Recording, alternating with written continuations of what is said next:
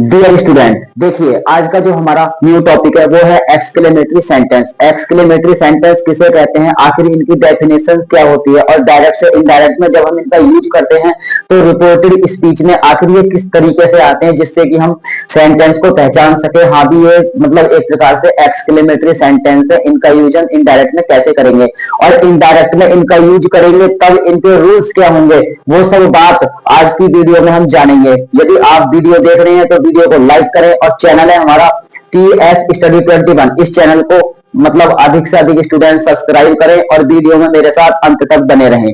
तो सबसे पहले आज के टॉपिक में जानेंगे हम एक्सक्लेमेटरी सेंटेंस आखिर होता क्या है। वो चीज हमारे लिए एक मेन पॉइंट है। जब हम उसको जानेंगे तब उसके बाद हम डायरेक्ट से इनडायरेक्ट में यूज किस तरीके से करेंगे वो भी हम जानेंगे। तो सबसे पहले हम स्टार्ट करेंगे एक्सक्लेमेटरी सेंटेंस आखिर कहते किसे हैं। देखिए, एक्सक्लेमेटरी सेंटेंस इसको बोलते हैं विस्मयबोधक वाक्य।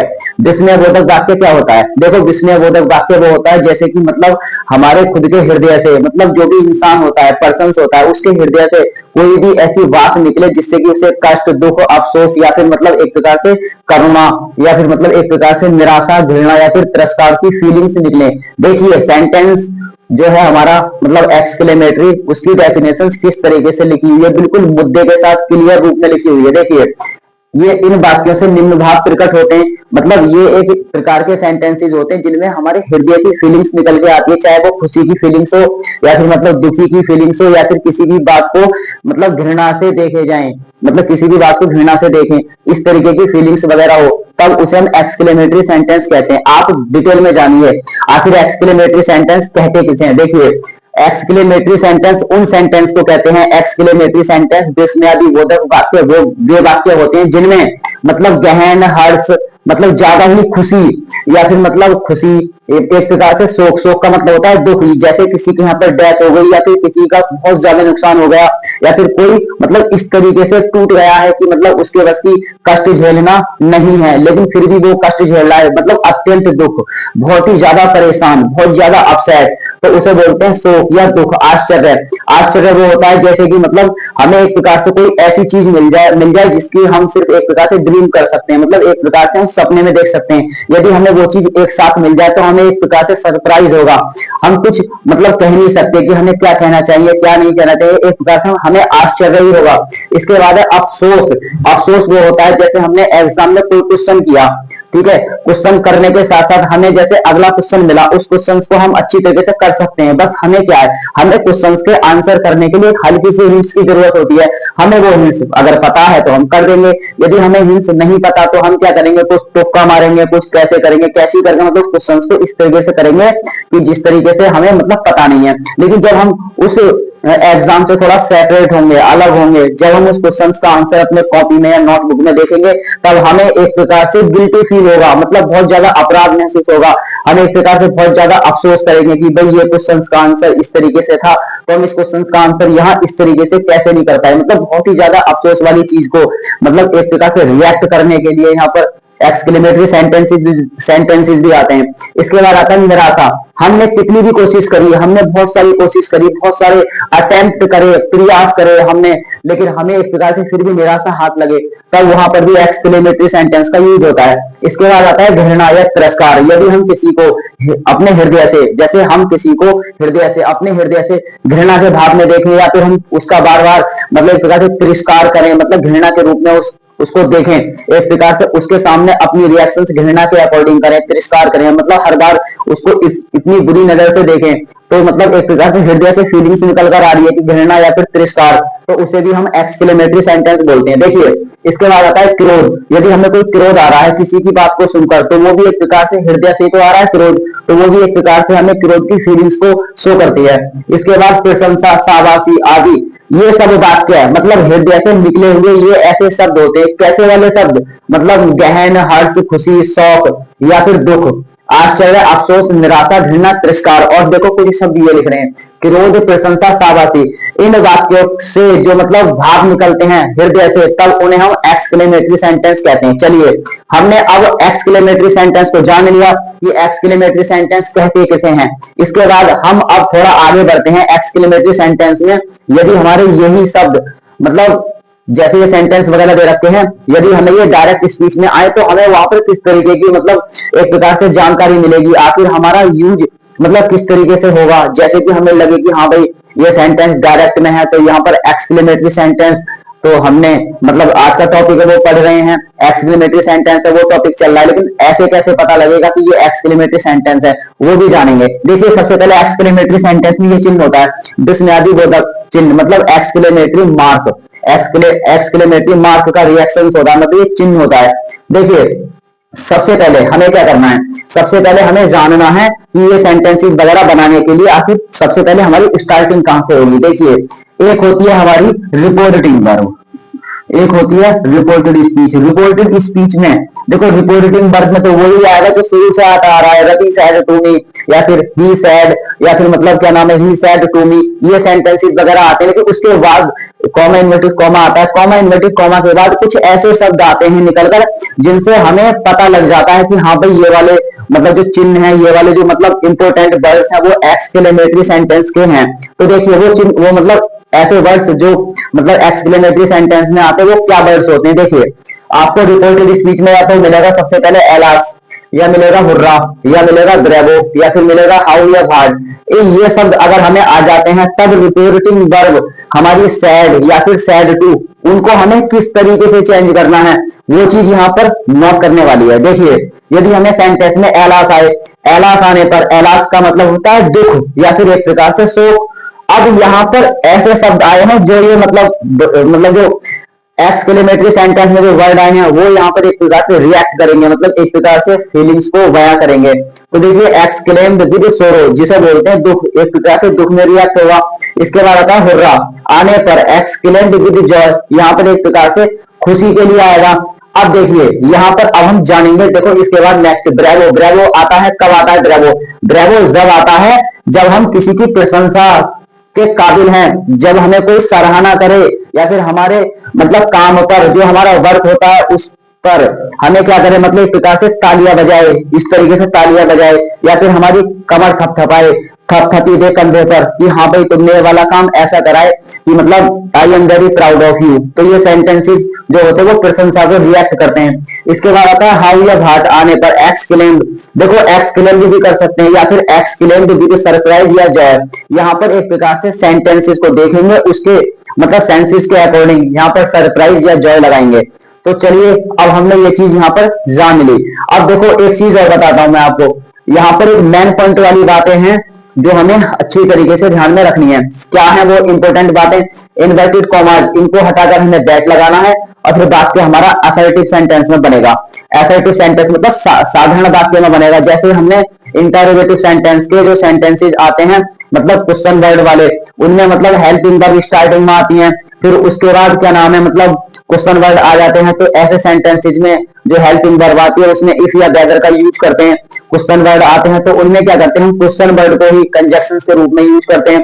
तब उसके बाद इफ या वेदर और मतलब इफ या वेदर का यूज करने के बाद वाक्य को असर्टिव बनाते हैं। इसके बाद हम क्वेश्चन वर्ड जो आता है उसी को ही मतलब कंजक्शंस के रूप में यूज करते हैं हम, उसके बाद फिर असर्टिव सेंटेंस बनाते हैं। तो यहाँ पर भी ऐसा ही है, यहाँ पर इन्वर्टेड कॉमास को हटा दो, दैट लगा दो और वाक्य का जो हमारा रूट है वो असर्टिव सेंटेंस में बन जाएगा। चलिए ये चीज हमें ध्यान में रखने वाली बातें थी जो मैंने आपको एक प्रकार से बताई। अब यहाँ पर एक इंपॉर्टेंट बात और है, हाउ या भाट को हटाकर हमें क्या करना है, वेरी में लगा देना है या फिर ग्रेट में। हमें हाउ या भाट को हटा देना है और मतलब वेरी या ग्रेट में लगा देना है। इसके बाद यदि एडजेक्टिव हो तब उसे हमें वेरी में बदलना है। वो किस तरीके से बदलना है वो चीज सेंटेंस है लिखे हुए यहाँ पर, वो आपको जब ही पता लगेगा जब हम उसके नंबर पे आएंगे। देखिए यहाँ पर ये सेंटेंस है, she said alas I am ruined. देखो सी सैड उसने कहा, क्या कहा कि मतलब एलास मतलब एक प्रकार से दुख के साथ शौक के साथ कहा, मतलब एक प्रकार से बहुत ही ज्यादा कष्ट मिला है उसे, बहुत ज्यादा दुख मिला है। उसके साथ उसने कहा, क्या कहा, आई एम रूइंड मैं बर्बाद हो गई, मतलब एक प्रकार से मुझे एक प्रकार से मतलब दुख मिला है, शोक में हूं, मतलब मैं अच्छी तरीके से बर्बाद हो गई। तो इस सेंटेंस को हमें किस तरीके से बनाना है, तो सी का सी रन देना है। सैड है, सैड को हमें बदलना है रिपोर्टेड स्पीच में जो मतलब एक्सक्लेमेटरी सेंटेंस के इंपोर्टेंट वर्ड्स आते हैं उनके अकॉर्डिंग। देखो एलास है, एलास आने पर एक्सक्लेम्ड विद मतलब सोरो।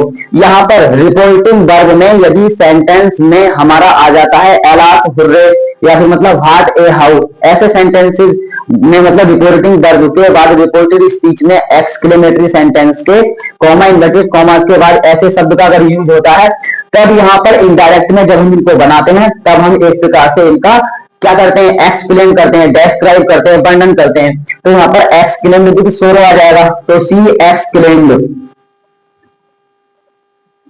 फिर लगाएंगे यहाँ पर बिड, फिर लगाओ यहाँ पर सोरो। देखो फिर इसके बाद लगा देंगे डेट, डेट के बाद देखो यहाँ पर लड़की ने कहा, क्या कहा था, दुख के साथ, शोक के साथ, कष्ट के साथ, बहुत ही ज्यादा मतलब बर्बाद होने के बाद उसने मतलब कहा था, बहुत ही ज्यादा हृदय से उसकी बहुत ऐसी भाषाएं निकली कि मतलब हृदय से उसकी ऐसी फीलिंग्स निकली, भाषाएं नहीं फीलिंग्स निकली कि उसे शोक या मतलब दुख हुआ। तो उसने कहा था, क्या कहा था कि आई एम रूइंड, मैं बर्बाद हो गई या फिर मुझे एक प्रकार से मतलब बर्बादी हुई मेरी। तो यहाँ पर रिपोर्टिंग वर्ब में यदि हमारा क्या आ रहा है, फर्स्ट पर्सन आ रहा है, सॉरी रिपोर्टेड स्पीच में यदि हमारा फर्स्ट पर्सन आ रहा है, तब हम इसे चेंज करेंगे रिपोर्टिंग वर्ब के सब्जेक्ट के अकॉर्डिंग। मतलब रिपोर्टेड स्पीच का सब्जेक्ट हमारा चेंज होगा अकॉर्डिंग टू रिपोर्टिंग वर्ब के सब्जेक्ट के अकॉर्डिंग। तो यहाँ पर दैट लगाकर फिर लगा देंगे सी, और इज एम आर हमारी वर्ब चेंज हो जाएगी पास्ट टेंस में, क्योंकि यहाँ पर इज है, इसको बदल देंगे बाद में, और रूम हमारा ऐसे ही रहेगा। तो ये सेंटेंस इस तरीके से चेंज होगा। तो देखो एलास आने पर एक्सक्लेम्ड विद सोरो में चेंज करेंगे। इसके बाद हमें क्या करना है, नेक्स्ट सेंटेंस है, देखो द प्लेयर्स सेड, खिलाड़ियों ने कहा, हुर्रे मतलब एक प्रकार से खुशी के साथ कहा था। देखो अगर हुर्रे आ रहा है तो उसे हम खुशी के साथ रिएक्ट करेंगे, क्योंकि हमें यहाँ पर एक प्रकार से जीत नसीब हुई है, हमें एक प्रकार से बहुत ही ज्यादा सफलता मिली है। तो यहाँ पर किसी चीज में एक मतलब ज्ञान होता है उसमें, तो हुर्रे खुशी के साथ है। We have won the match, हमने मैच जीत लिया है। तो प्रेजेंट परफेक्ट टेंस है, वो भी टेंस भी बदलना है। इसके बाद हुर्रे हैं तो हुर्रे को भी बदलना है। तो सबसे पहले हमें लिखना है द प्लेयर्स, सैड को बदल दो एक्सक्लेम्ड। देखो मैंने यहाँ पर एक्सक्लेम्ड विद जॉय में बदल दिया, आप ऊपर थोड़ा नजर डालें, वहां पर हुर्रे को एक्सक्लेम्ड विद किस चीज में बदला मैंने, जॉय में। तो एक्सक्लेम्ड विद जॉय, और देखो इन्वर्टेड कॉमास को हटा देंगे, हमें यहाँ पर दैट लगा देना है। अब यहाँ पर बी आ गया, अब बी अगर रिपोर्टेड स्पीच में आई भी आया है हमारा, अगर वी भी आ जाए तब हमें रिपोर्टिंग वर्ब के सब्जेक्ट का अकॉर्डिंग चेंज करना है। अब यहाँ प्लेयर है, बहुत से मतलब जो स्टूडेंट है वो समझेंगे कि ही निकलेगा, ऐसा नहीं है, क्योंकि प्लेयर में एस लगा हुआ है। जब प्लेयर में एस लगा हुआ है तब हमें हमें इसे चेंज करना है। तो यहाँ से सब्जेक्ट डे निकलेगा जो बी की जगह पर आएगा। तो यहाँ पर देखो दैट के बाद लगा देंगे डे, क्योंकि रिपोर्टिंग वर्ब में यदि हमारा प्लेयर के साथ किसी का नाम आ गया, मतलब उसमें एस या ईएस लग गया, मतलब प्लूरल मतलब सब्जेक्ट है हमारा, लेकिन अगर उसमें प्लूरल आ गया तो यहाँ पर डे लगेगा, वहां से डे निकलकर तो हैड को बदल देंगे, हैड में जो कि प्रेजेंट परफेक्ट पास्ट परफेक्ट में चेंज हो जाएगा। तो दे हैड वॉन, वॉन के बाद द मैच। तो ये सेंटेंस यहां पर इस तरीके से बनेगा। अब देखिए, अब नेक्स्ट है द कैप्टन सेड, सेनापति ने कहा, bravo you have played well, तुम अच्छा खेले, तुम बहुत अच्छा खेले। तो देखो कैप्टन, कैप्टन का मतलब होता है सेनापति, जो अपनी टीम को साथ लेके चले। अब आता है सेनापति आखिर अपनी टीम को साथ लेकर क्यों चले। मैं आपको एक छोटी सी हिंट से देता हूं, आपको एक छोटी सी नॉलेज देता हूं, जिससे कि आपको पता लग जाएगा कि कैप्टन का रोल अपनी टीम में किस तरीके का होता है, आखिर उसका जो रोल होता है वो एक प्रकार से किस तरीके से रिएक्ट करता है, फीलिंग्स क्या होती है कैप्टन की। देखिए जैसे आजकल मतलब अपने कॉलेज में मतलब जैसे भी मतलब आजकल जो भी अपना मतलब इंडिया है, उस इंडिया में क्या होता है, इंडिया में जैसे कि मतलब अमूमन कॉलेज होते हैं, उसमें प्रिंसिपल होते हैं, जैसे कि कॉलेज स्कूल वगैरह उसमें प्रिंसिपल होते हैं। तो प्रिंसिपल से छोटे जो होते हैं वो कौन होते हैं, मतलब वो टीचर्स होते हैं। जो प्रिंसिपल अपनी आर्मीज मतलब सेनाओं को साथ लेकर चले, देखो यदि प्रिंसिपल अपने मतलब जो टीचर्स हैं उनको साथ लेकर चलेगा तो सभी टीचर्स मिलकर अपने स्टूडेंट्स को साथ लेकर चलेंगे। तो यहाँ पर प्रिंसिपल कौन हुए, कैप्टन हुए, एक प्रकार से सेनापति हुए, मतलब अपने अपनी सेनाओं को साथ में लेकर चलने वाले सेनापति होते हैं। तो ऐसे ही यहाँ पर द कैप्टन सैड, कैप्टन ने कहा, सेनापति ने कहा, ब्रेवो शाबाश मतलब प्रशंसा के साथ कहा, क्या कहा था कि यू हैव मतलब प्लेड वेल, यू का मतलब होगा तुम हैव प्लेड, खेले हो, या फिर तुम खेल चुके हो, वेल अच्छे से खेले, ठीक तरीके से खेले। तो इसने एक प्रकार से प्रशंसा रिएक्ट करी कैप्टन ने अपनी टीम के मतलब खिलाड़ियों से। तो यहाँ पर क्या करना है हमें, देखिए द कैप्टन लगा देंगे, सैड को हटाना, देखो ग्रेवो आने पर अप्लाइड लगा देना है। तो यहाँ पर APPLAUDED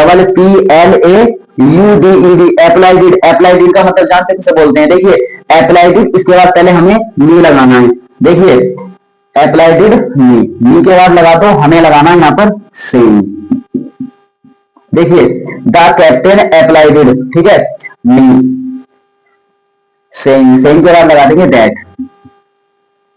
देखो सेनापति ने एक प्रकार से कहा था,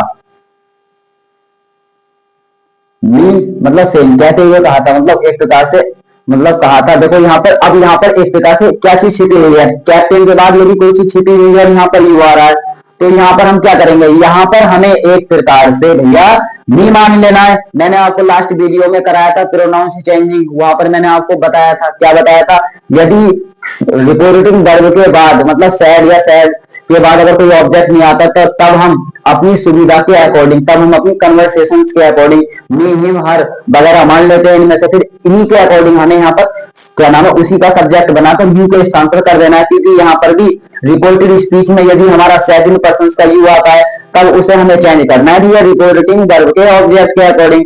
तो यहाँ पर मी मान लो, यहाँ पर यू आ रहा है, तो मेरी तो भैया एक प्रकार से आपको गाइडेंस यही है कि आप यहाँ पर अगर रिपोर्टेड स्पीच में यू आ रहा है तो हमेशा यहाँ पर मी माने, ताकि आप आसानी से आगे कर सकें। हेड को बदल देंगे हेड में, फिर लगा देंगे प्लेड, देखिए आई हैड प्लेड, फिर इसके बाद लगा देंगे वेल। तो ये सेंटेंस यहाँ पर इस तरीके से बनेगा। नेक्स्ट देखो क्या है, रितु सैड, रितु ने कहा what a fool you are, तुम कितने मूर्ख हो। तो एक प्रकार से उसने मतलब फीलिंग्स बयां करी, अपनी फीलिंग से कहा कि तुम कितने मूर्ख हो। जिसने मतलब इस चीज को सुना होगा तो उसको एक प्रकार से शौक लगा होगा, धक्का लगा होगा, एक प्रकार से उसे आश्चर्य लगा होगा, मतलब वैसा शौक नहीं, एक प्रकार से आश्चर्य, मतलब हल्का सदमे वाला कि हाँ भाई इसने मुझे एक प्रकार से आश्चर्य में डाल दिया, इसने मुझे मूर्ख क्यों कहा। तो यहाँ पर देखो आश्चर्य भी आ गया। तो इस सेंटेंस को जब हम इंग्लिश में मतलब इनडायरेक्ट में बनाएंगे तो रीतु लगा देंगे, रीतु के बाद इसे एक्सक्लेम्ड से भी बना देंगे। यहाँ पर हमारे पास दो ऑप्शंस होते हैं, देखिए यदि हाउ या व्हाट आए तब उसे एक्सक्लेम्ड में बदल दो। यदि आपको ये नहीं पता कि एक्सक्लेम्ड में सरप्राइज आ रहा है या जॉय आ रहा है, तो मतलब एक प्रकार से कोई हमें आश्चर्य वाली बात कहेगा खुशी के रूप में, तब वहां पर हम जॉय भी लगा देंगे, वरना एक्सक्लेम्ड भी लग जाएगा यहाँ पर, और उसके साथ साथ भी सरप्राइज भी लग जाएगा। तो आप यहाँ पर फिलहाल एक्सक्लेम्ड भी लगाइए, रीतु एक्सक्लेम्ड, फिर इसके बाद लगा दो दैट। दैट के बाद देखो अब हमें क्या करना है, यहाँ पर फिर से यू आ गया, रिपोर्टिव स्पीच होती है कॉमा इन्वर्टेड कॉमा से लास्ट वाली, क्योंकि यहाँ पर कुछ सेंटेंसेस ऐसे होते हैं जिनको देखकर हमें ये पता नहीं लगता कि यहाँ पर हम क्या कर सकते हैं, कि मतलब ये सेंटेंसेस वगैरह होते हैं, इनको देखकर हम इस तरीके से अंदाजा नहीं लगा सकते कि यहाँ पर सेकंड पर्सन में किस तरीके से यूज करेंगे। तो यहाँ पर एक प्रकार से यू है तो यहाँ पर दैट लगा दो, फिर यहाँ कर दो आई, आई के बाद लगा देंगे वाज, वाज के बाद लगा देंगे ए। अब देखो यहाँ पर क्या है, यदि यहाँ पर हाउ या भाट आए तो उसे हटाकर वेरी या ग्रेट में लगा सकते हैं। तो यहाँ पर ग्रेट लगा देंगे, आई वाज ए ग्रेट, फिर इसके बाद लगा देंगे मतलब फूल। उसने कहा कि मैं एक बड़ा मूर्ख हूं, तो ग्रेट यहाँ पर बड़े के लिए आ जाएगा। वेरी कब लगाएंगे, वेरी का यूज जब लगाएंगे जब सेंटेंसेस में हमारे एडजेक्टिव वगैरह का जिक्र हो या फिर एक प्रकार से वो दिया हो। तो ये सेंटेंस ऐसे बनेगा। अब देखो नेक्स्ट, सी सैड है तो यहाँ पर बनाओ इसे सी, फिर लगाएंगे एक्सक्लेम्ड, देखिए सी एक्सक्लेम्ड, एक्सक्लेम्ड के बाद हमें क्या करना है, सरप्राइज लगाना है, एक्सक्लेम्ड, एक्सक्लेम्ड फिर लगा देंगे विद, विद के बाद लगाओ सरप्राइज। अब सरप्राइज यहाँ पर मैंने क्यों लगाया, क्योंकि भैया यहाँ पर सेंटेंस को देखो उसकी फीलिंग्स क्या कर रही है।